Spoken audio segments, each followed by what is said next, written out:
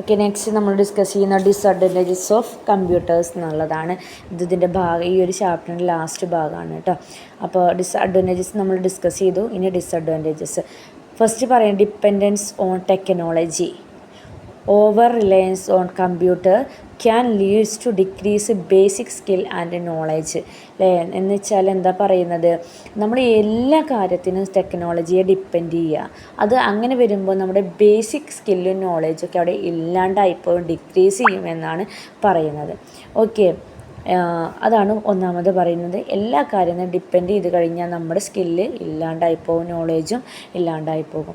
Next health risk അഥവാ health ഇഷ്യൂസുകൾ ഉണ്ടാകുന്നത്. ഇപ്പം നമുക്ക് തന്നെ അറിയാം, നമ്മൾ ഓൺലൈനായിട്ട് ക്ലാസ് എടുക്കുമ്പോൾ എപ്പോഴും ഇപ്പം നിങ്ങൾ നോട്ട് എഴുതാനും ഞങ്ങളാണെങ്കിൽ ടീച്ചേഴ്സാണെങ്കിൽ നോട്ട് ക്രിയേറ്റ് ചെയ്യാനും ക്ലാസ് എടുക്കുന്നതും നിങ്ങൾ ക്ലാസ് കേൾക്കുന്നതും ഒക്കെ ഓൺലൈനാണ് അല്ലേ. അപ്പോൾ നമ്മൾ ഫോണിലേക്കോ അല്ലെങ്കിൽ ലാപ്ടോപ്പിലേക്കൊക്കെ നോക്കിയിരിക്കുമ്പോൾ നമ്മളെ കണ്ണിനും ബ്രെയിനിനും ഒക്കെ സ്ട്രെയിൻ ചെയ്യേണ്ടതായിട്ട് വരും. അപ്പോൾ ഒരുപാട് ഹെൽത്ത് ഇഷ്യൂസുകൾ അതിൽ വരുന്നുണ്ട്.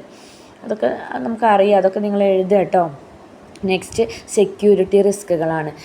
സെക്യൂരിറ്റി റിസ്ക് പറഞ്ഞാൽ നമ്മുടെ ഡാറ്റ അല്ലെങ്കിൽ നമ്മുടെ ആ ഒരു സോഫ്റ്റ്വെയറിന് സെക്യൂറായിട്ട് നിലനിൽക്കാൻ ബുദ്ധിമുട്ടുണ്ട്. കാരണം എന്താണ്, സൈബർ ത്രെഡ്സുകൾ, ഡാറ്റ ബ്രീച്ചസുകൾ, അതുപോലെ മാൾവെയേഴ്സുകൾ, ഇതൊക്കെ സംഭവിക്കാൻ ചാൻസ് ഉണ്ട്. നെക്സ്റ്റ് എൻവിയോൺമെൻ്റൽ ഇമ്പാക്റ്റ്, പരിസ്ഥിതിയെ ഇത് ഇമ്പാക്റ്റ് ചെയ്യുന്നുണ്ട്.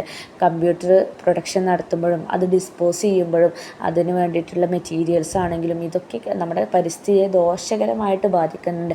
കമ്പ്യൂട്ടറിൻ്റെ എണ്ണം, സ്മാർട്ട് ഫോണിൻ്റെ എണ്ണമൊക്കെ ദൈനംദിനം വർദ്ധിച്ചു കൊണ്ടിരിക്കുകയാണ്. അപ്പോൾ പ്രൊഡക്ഷന് കൂടിക്കൊണ്ടേയിരിക്കുകയാണ്, അപ്ഡേഷൻ വരികയാണ്.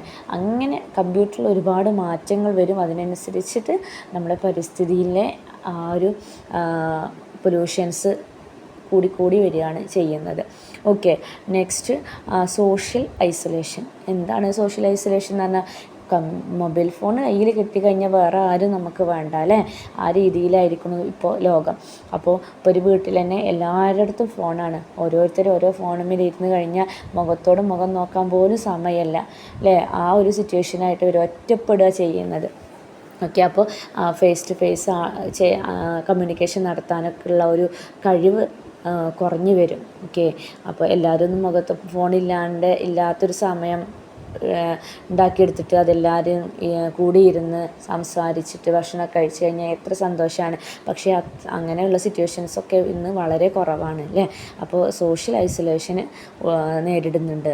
അതുപോലെ കോസ്റ്റാണ് അല്ലേ. കമ്പ്യൂട്ടർ മെയിൻറ്റെയിൻ ചെയ്യാൻ തന്നെ അതിൻ്റെ സോഫ്റ്റ്വെയർസും ഹാർഡ്വെയർസൊക്കെ മെയിൻറ്റെയിൻ ചെയ്യാനും അതുപോലെ പ്രോപ്പറായിട്ട് കമ്പ്യൂട്ടർ ഉപയോഗിക്കുക. അപ്പോൾ അതിനൊക്കെ എന്താണ്, എക്സ്പെൻസീവാണ്. പിന്നെ അതുപോലെ തന്നെ എന്താണ്, സ്മാർട്ട് ഫോൺ ആണെങ്കിലും ലാപ്ടോപ്പ് ആണെങ്കിലും കമ്പ്യൂട്ടർ ആണെങ്കിലും ഒക്കെ എന്താണ്, പേഴ്സണൽ കമ്പ്യൂട്ടർ ആണെങ്കിലും ഒക്കെ അതിനൊക്കെ കോസ്റ്റ്ലി ആണെന്ന് പറയുന്നത് അല്ലേ. അഫോർഡബിൾ പ്രൈസിന് കിട്ടാത്ത സാഹചര്യങ്ങളും ഇന്ന് ഉണ്ട്. നെക്സ്റ്റ് ഒബ്സൊലസൻസസ് ആണ്. എന്ന് വെച്ചാൽ എന്താണ്, റാപ്പിഡ് ചേഞ്ചസുകൾ, റാപ്പിഡ് ആയിട്ട് പെട്ടെന്ന് വരുന്ന ടെക്നോളജിക്കൽ അഡ്വാൻസ്മെൻറ്റുകൾ നമുക്ക് പെട്ടെന്ന് സ്വീകരിക്കാൻ കഴിഞ്ഞോളന്നില്ല. മീൻസ് നമ്മൾ ആ ഒരു പെട്ടെന്ന് വരുന്ന ചേഞ്ചസുകൾ, അഡ്വാൻസ്മെൻറ്റുകൾ നമ്മൾ അപ്ഗ്രേഡ് ചെയ്യാൻ വൈകിപ്പോയാൽ ഔട്ട്ഡേറ്റഡ് ആയിട്ട് അത് മാറും. അതും ഒരു ദോഷമായിട്ടാണ് പറയുന്നത് കേട്ടോ. അപ്പോൾ ഇത്രയൊക്കെയാണ് ഇതിൻ്റെ അഡ്വാൻറ്റേജസുകൾ പറയുന്നത്. കറക്റ്റായിട്ട് പഠിക്കാം. ഓക്കെ.